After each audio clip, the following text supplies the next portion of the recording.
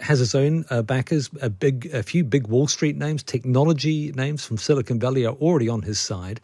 Do these endorsements make a difference? Joining me now is Rina Shah, the US Republican strategist, live from Washington, D.C. Rina, before we talk about this business of endorsements and what Taylor Swift may or may not mean, just do you agree with what appears to be the consensus that Harris won the debate?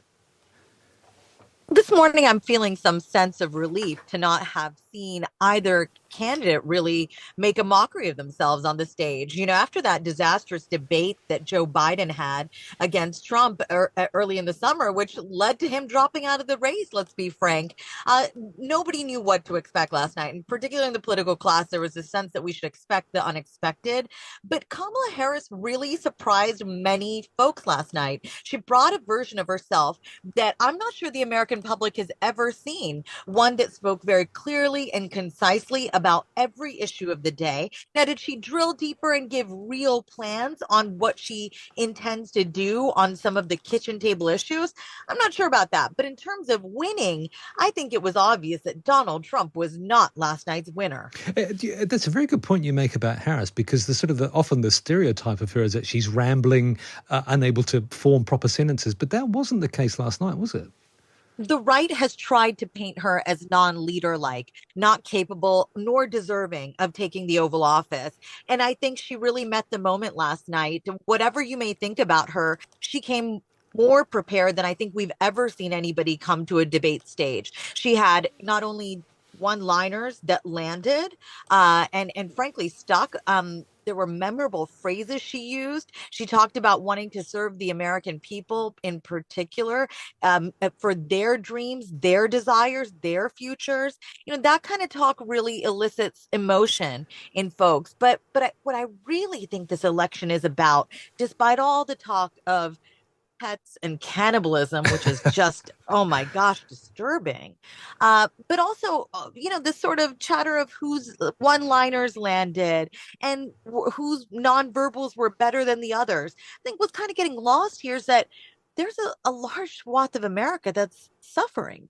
Mm. And we've just had another school shooting that breaks the heart of American mothers like me and leaves us fearful and scared about sending our children to school. I just dropped mine off this morning, and our children are being executed in classrooms. Yet Donald Trump lies about babies being executed by former governors. Mm. It's a bizarre moment in which you have to wonder who's really wanting to solve our problems, who's really wanting to deliver solutions. And last night, it felt that Vice President Harris is the most capable of doing that, regardless of how you may feel about her on policy. Again, she came prepared. Do you, what's the history of this? Do presidential debates actually make a big difference, or are things so set in stone already? And of course, we know that there's only a small number of swing states that will decide the election.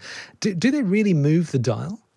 History cannot be our guide here, because what has changed in the past few years is that the Commission on Presidential Debates has been tossed to the side. You know, we used to have a decorum. We used to have some formality around presidential debates. They used to be predetermined on the calendar. They used to be almost boring events in which a lot of America tuned in, but really didn't get much newness. After this summer, that all changed. And I would also say, after Donald Trump became the Republicans' candidate and won the White House in 2016, that all changed. His plain speak and his way in which he manipulates his opponent has really changed the game. And so this might be the final debate. And look, we don't know what that's going to mean, because we're just in a historic moment. Let's not forget, the former president of the United States, the most immediate former president, Donald Trump, is somebody who is a convicted felon.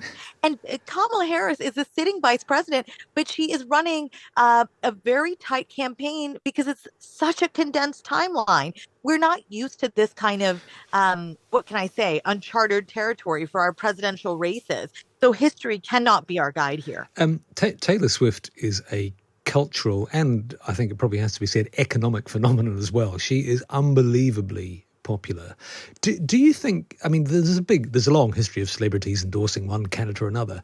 Do you think people, I'm possibly making too much of this. Do you think it really matters that she's come out for Harris? Well, celebrity endorsements don't typically move the needle in any political race.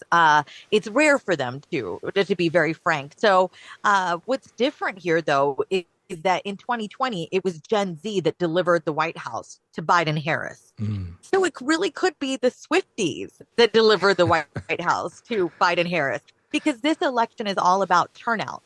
So if Swifties who were on the fence and not sure take Taylor's lead, they really could be moved to the polls. And if they're moved for her, well, that really means something. But we don't really have good empirical evidence to show us how that happens. Again, we're so close to election day. And look, I honestly, I don't know if anyone looks to Taylor Swift for serious advice about serious things. And if they do, they're probably not that mature yet. And I don't mean that to be an aim at anybody's integrity or character here. I'm just talking about actual age and maturity here. She does appeal to a younger demographic of Americans, and some are not eligible to vote. J- But j- the first time voter here is really important. We don't have any good data to lead us to conclusions of what they're going to do. But here's what I really intend to say. Harris already has the Gen Z women's vote anyway. So in essence, this Swift endorsement, we just don't really know what it means. It is exciting, though, for her. it certainly is, and exciting for my 10-year-old daughter as well. Rina Shah, US Republican strategist, thank you very much.